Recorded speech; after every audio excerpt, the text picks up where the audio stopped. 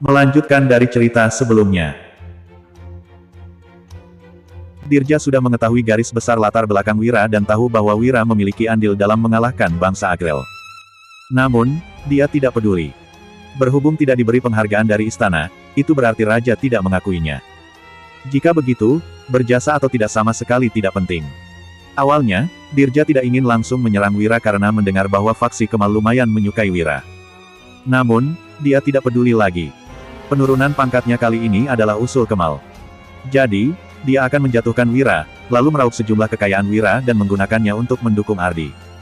Pada saat itu, dia pasti bisa naik pangkat dengan lebih mudah. Ternyata anak itu memang sangat keras kepala. Satria mendengus, "Pak, bagaimana kalau kita langsung menjebaknya?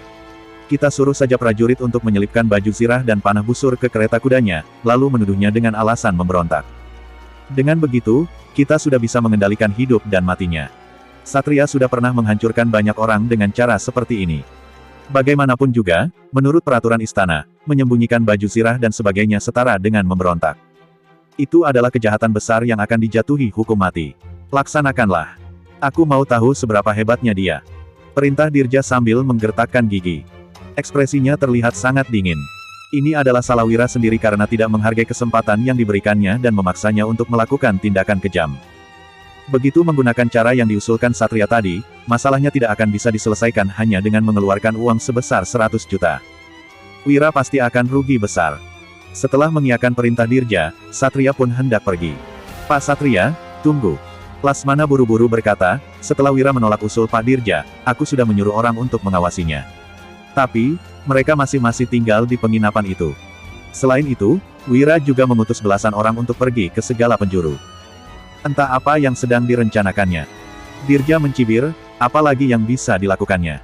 Dia belum pergi jelas karena berniat untuk melanjutkan perjalanannya. Orang yang dia utus pergi pasti sedang mencari orang yang bisa membujukku untuk mengurangi kerugiannya. Dia seharusnya berniat untuk ingin melewati rintangan ini dengan mudah. Lasmana berkata dengan kening berkerut, "Pak, aku rasa anak itu nggak terlihat seperti mau berdamai." "Kalau nggak mau berdamai, apa yang bisa dilakukannya? Apa mungkin dia punya kemampuan untuk melawan Pak Dirja? Dia cuma pelajar yang dilarang ikut ujian kerajaan dan bekerja di istana. Kedua orang yang ada di baliknya juga dibenci Yang Mulia. Lagian, orang yang paling berkuasa di kota pusat pemerintahan Lokana itu Pak Dirja. Jadi, nggak ada gunanya juga dia mengundang siapapun kemari." Cibir Satria. "Benar juga." Lasmana akhirnya merasa lega. Di kota pusat pemerintahan, orang yang memiliki kekuasaan tertinggi adalah prefektur. Saat ini, pemerintahan sangat korup. Prefektur tentu saja bisa menghadapi seorang pedagang dengan mudah. Wira mau kabur setelah menyinggung Pak Dirja. "Jangan mimpi," gumam Lasmana dalam hati. Setelah tinggal di Kabupaten Pirola selama 5 hari, Wira akhirnya membawa kelompoknya melanjutkan perjalanan ke selatan. Begitu keluar dari Kabupaten Pirola, ada 10 kereta kuda tambahan yang mengikuti kelompok ini. 2 hari kemudian, mereka tiba di wilayah yang berjarak 5 km dari kota pusat pemerintahan Lokana. Namun, kereta kuda mereka tidak masuk ke kota, melainkan melewati sebuah jalan kecil untuk melewati kota pusat pemerintahan. Setiap kereta kuda yang memasuki kota pusat pemerintahan harus membayar pajak 2% tidak peduli apakah untuk berdagang atau bukan. Namun, pajak ini juga bisa dihindari. Asalkan ada sarjana kabupaten, sarjana provinsi, atau sarjana kerajaan yang melakukan perjalanan bersama, mereka tidak perlu membayar pajak untuk masuk kota. Jadi, ada banyak pelajar bereputasi yang akan menggunakan cara ini untuk membantu orang membawa masuk barang dagangan mereka. Namun, Wira tidak ingin mengambil risiko dalam keadaan seperti ini. Tiba-tiba, Danu yang memegang teropong berkata dengan ekspresi serius, "Kak Wira, di depan ada sekelompok besar orang berkuda yang mendirikan barikade. Sepertinya mereka mau menghentikan kita." Wira mengambil teropong itu dan melihat situasinya.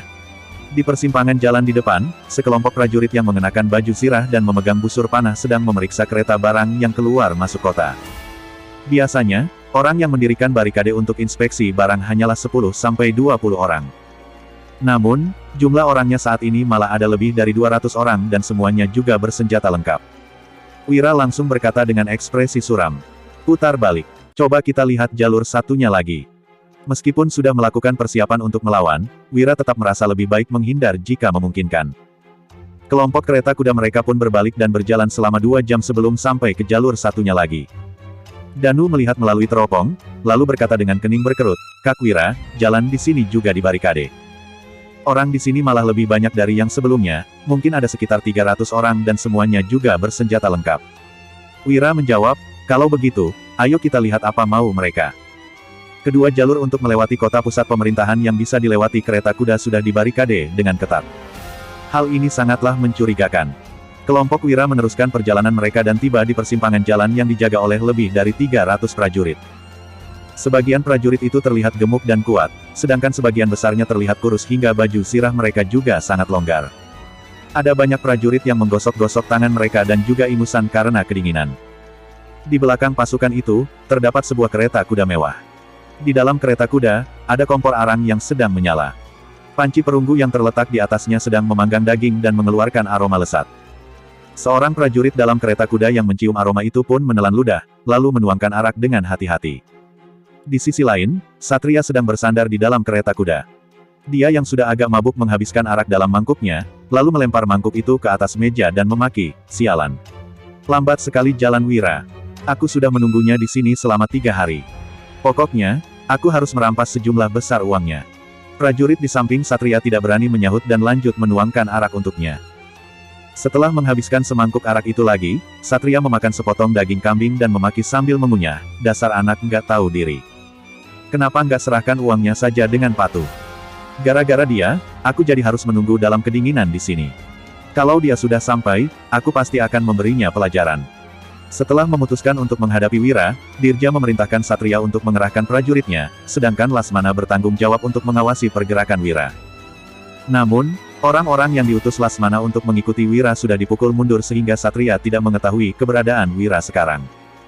Oleh karena itu, Satria hanya bisa menempatkan pasukan komando daerah di beberapa persimpangan untuk berjaga dengan ketat. Tiba-tiba, seorang prajurit berlari mendekat dan berkata, "Pak, sepertinya orang yang kamu tunggu sudah tiba." Satria langsung keluar dengan mengambil pedangnya. Sementara itu, prajurit yang berada di dalam kereta kuda buru-buru meletakkan botol arak dan memasukkan sepotong daging ke mulutnya. Setelah mengelap mulutnya, dia mengambil jubah tebal dari dalam kereta kuda dan segera menyusul Satria. Melihat Satria yang menggigil akibat udara dingin, prajurit itu buru-buru menutupi tubuh Satria dengan jubah tebal itu. Satria menerimanya, lalu memakainya dan melirik ke arah kereta kuda yang mendekat. Lasmana bilang kereta kudanya cuma ada 20, kenapa jadi ada 30? Gumam Satria dengan heran.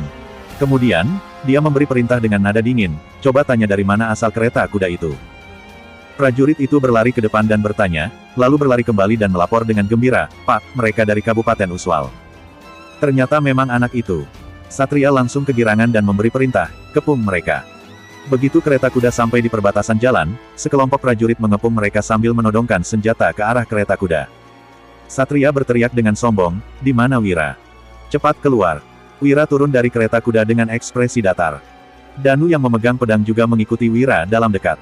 Para prajurit tua dari pasukan Zirah Hitam menatap pasukan komando daerah yang mengepung mereka dengan tatapan dingin. Bersambung.